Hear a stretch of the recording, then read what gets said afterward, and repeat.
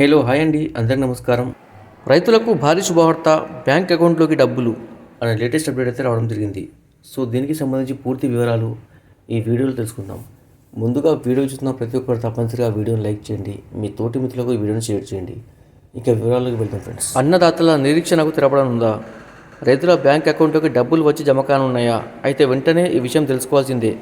ఇదే జరిగితే చాలామంది అన్నదాతలకు ఊరట లభిస్తుందని అనుకోవచ్చు. తెలంగాణ ప్రభుత్వం రైతులకు సన్నబియ్యం ధాన్యం కొనుగోలుపై బోనస్ డబ్బులు అందిస్తూ వస్తుంది. ఇప్పటికే చాలామంది రైతులకు ఈ డబ్బులు లభించాయి. అయితే ఇంకా కొంతమందికి మాత్రం బోనస్ డబ్బులు రాలేదు. దీనివల్ల రైతులు చాలా ఇబ్బందులు పడుతున్నారు. ఈ క్రమంలో వీరికి ఇప్పుడు ఊరట కలిగించే అప్డేట్ వచ్చింది. వరంగల్ వ్యవసాయ అధికారులు బోనస్ డబ్బులు పొందని రైతులకు తీపి కబురు అందించారు. త్వరలోనే వీరికి డబ్బులు లభిస్తాయని భరోసా ఇచ్చారు. ప్రభుత్వం విడతల వారీగా రైతులకు బోనస్ డబ్బులు విడుదల చేస్తూ వస్తుందని వివరించారు. ఇప్పటికే చాలామంది అన్నదాతలకు బోనస్ డబ్బులు వచ్చాయని తెలిపారు.